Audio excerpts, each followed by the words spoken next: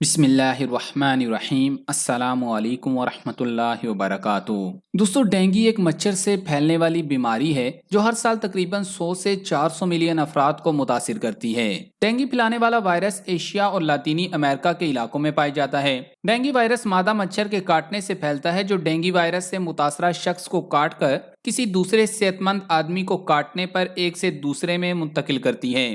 اس طرح dengue virus کا پھیلاؤ ایک مچھر سے شروع ہوتا ہے اور متاثرہ مریض پر جا کر ختم ہوتا ہے۔ متاثرہ مریض اس وائرس کی بڑھوتری اور پھیلاؤ کی وجہ بن جاتا ہے کیونکہ یہ وائرس مریض کے اندر تیزی سے پھیلتا ہے۔ یہ وائرس متاثرہ مریض کے جسم میں 2 سے 7 دن تک گردش کرتا ہے۔ اس دوران اس مریض کو کاٹنے والے مچھر اس وائرس سے متاثر ہوتے ہیں اور پھر دوسرے لوگوں کو کاٹ کر اس بیماری کے پھیلاؤ کی بڑی وجہ بنتے ہیں۔ اس طرح یہ ایک بہت خطرناک عمل شروع ہو جاتا ہے اور یہ چین کئی لوگوں کی جانوں کو نگل لیتا ہے۔ اس کو روکنا بہت ضروری ہے تاکہ ڈینگی وائرس کو وبائی شکل اختیار کرنے سے روکا جا سکے۔ ڈینگی سے بچاؤ میں مچھروں کی افزائش کی روک تھام اور ان سے بچنا اہم ترین اقدام ہے۔ تو آج کی اس ویڈیو میں ہم آپ کو اس خطرناک اور جان لیوا بیماری کے متعلق تفصیلاً بتائیں گے۔ تو آگے بڑھنے سے قبل آپ سے گزارش ہے کہ اس ویڈیو کو لائک کریں اور اگر ابھی تک آپ ہمارے چینل اردو لیب کا حصہ نہیں بنے تو اردو لیب کو سبسکرائب کر کے گھنٹی کا بٹن ضرور دبا دیں۔ دوستو، پاکستان کو ڈینگی وائرس پر قابو پانے کے لیے بہت سی مشکلات کا سامنا ہے، جن میں ڈینگی وائرس کی تشخیص، طبی تحقیق اور علاج معالجہ کا پیچیدہ عمل شامل ہے۔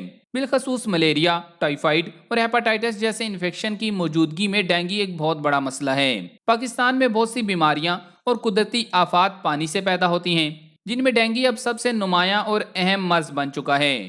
ڈینگی وائرس کا پہلا کیس پاکستان میں 1994 میں کراچی میں سامنے آیا۔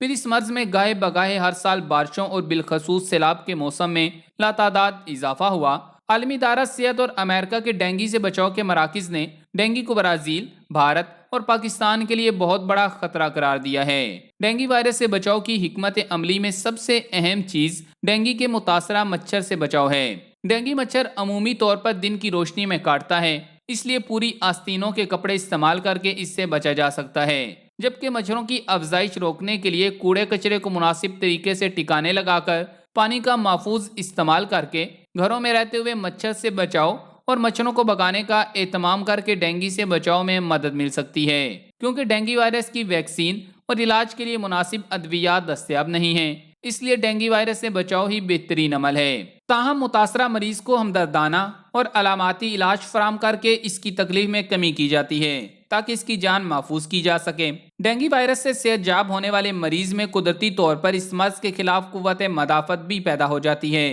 اور وہ آئندہ کے لیے اس مرض سے محفوظ ہو جاتا ہے۔ اب آپ کو بتاتے ہیں کہ ڈینگی بخار کیا ہے اور یہ کیوں ہوتا ہے۔ طبی ماہرین کے مطابق ڈینگی بخار بظاہر تو ایک معمولی سا مگر سنگین بخار ہوتا ہے جو چند ہی روز میں خطرناک صورتحال اختیار کر لیتا ہے اور موت کا سبب بھی بن سکتا ہے۔ ڈینگی کا نشانہ عام طور پر ایسے افراد زیادہ بنتے ہیں جن کی قوت مدافعت کمزور ہوتی ہے۔ ڈینگی ایک مخصوص مادہ مچھر کے کاٹنے سے ہوتا ہے۔ اس مادہ مچھر کو انڈا دینے کے لیے خون کی ضرورت ہوتی ہے جو کہ وہ انسانوں کو کاٹ کر پوری کرتی ہے۔ کاٹتے ہوئے مادہ مچھر اپنی تھوک نکالتی ہے جو کہ خون کو جمنے نہیں دیتا اور اس دوران وہ اپنے انڈے کے لیے درکار خون حاصل کر لیتی ہے۔ اگر اس تھوک میں ڈینگی وائرس موجود ہو تو اس شخص کو ڈینگی بخار ہو جائے گا۔ اس کے علاوہ یہ بیماری ڈیلیوری کے وقت ماں سے بچے میں اور خون کی منتقلی کے دوران بھی پھیل سکتی ہے۔ اب آپ کو بتاتے ہیں کہ ڈینگی بخار کی ابتدائی اور شدید علامات کیا ہیں۔ طبی ماہرین کے مطابق ڈینگی بخار کی 4 اقسام ہیں، لیکن مریض میں چاروں اقسام میں سے ایک ہی کی علامات ظاہر ہوتی ہیں اور ان کے ظاہر ہوتے ہی فوری طور پر ڈاکٹر سے رجوع کرنا مرض کی شدت میں کمی کا باعث بن سکتا ہے۔ ڈینگی کی ابتدائی علامات میں یہ علامات سر فہرست ہیں: تیز بخار، سر درد، قے اور متلی، خارش، گلینڈز میں سوزش اور آنکھوں کے پیچھے درد۔ زیادہ تر علامات تو معمولی ہی ہوتی ہیں، مگر شدید علامات میں مستقل قے آنا، شدید پیٹ درد، سانس میں دشواری، تھکاوٹ، بے چینی، پیشاب اور پاخانے میں خون آنا، مسوڑوں سے خون آنا، جسموں میں شدید درد اور کمزوری کا احساس، ٹانگوں اور جوڑوں میں درد، سر درد، منہ کا ذائقہ تبدیل ہونا، چہرے کا رنگ سرخ پڑ جانا یا پھر جسم کے بعض اعضاء کا گلابی پڑ جانا اور سردی لگنا شامل ہیں۔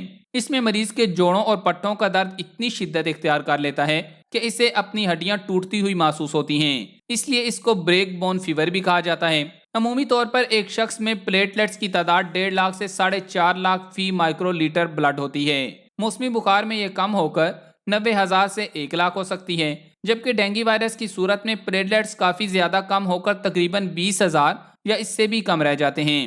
ڈینگی کی تشخیص: ڈینگی بہت ہی کم مریضوں میں جان لیوا ثابت ہوتا ہے، جبکہ زیادہ تر افراد میں محض نزلہ زکام کی سی کیفیت ہوتی ہے جو کہ کچھ دن تک خود بخود ٹھیک ہو جاتی ہے۔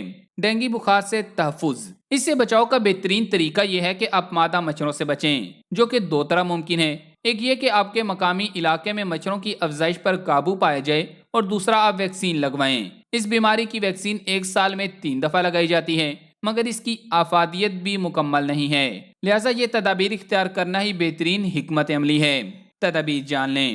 عالمی ادارہ صحت WHO کے مطابق ڈینگی سے ہونے والی اموات دنیا بھر میں ہونے والی اموات کا 4% ہیں، اور احتیاط کے ذریعے ہی اس مرض سے بچنا ممکن بنایا جا سکتا ہے۔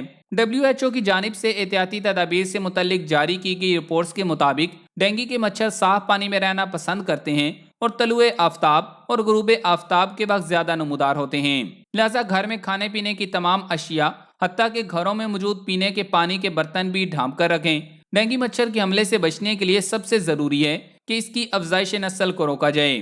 اس کے لیے گھروں میں صفائی ستھرائی کا خاص خیال رکھیں، کھڑے پانی کے جمع ہونے کو روکیں، گلدانوں میں ہفتے میں 1 بار پانی تبدیل کریں، پھولوں کے گملوں کے نیچے تشتریوں کے استعمال سے گریز کریں، پانی کے کنٹینرز کو مضبوطی سے بند کر دیں، یقینی بنائیں کہ ایئر کنڈیشنر ڈرپ کی ٹریز کھڑے پانی سے پاک ہیں، تمام استعمال کردہ کینز اور بوتلوں کو ڈھانپی ہوئی ڈسٹ بنز میں ڈالیں، خوراک کو مناسب طور پر ذخیرہ کریں اور کوڑا کرکٹ کو مناسب طریقے سے تلف کریں۔ آس پاس موجود گڑھوں کو مکمل طور پر پاٹ دیا جائے تاکہ ان میں پانی جمع نہ ہو۔ گھروں میں استعمال ہونے والی ٹینکیوں کو اچھی طرح صاف کیا جائے اور اس بات کا خیال رکھا جائے کہ پانی سٹور کرنے والے برتن صبح و شام صاف کیے جائیں۔ پودوں پر مچھر مار ادویات کا سپرے تواتر سے کرتے رہیں۔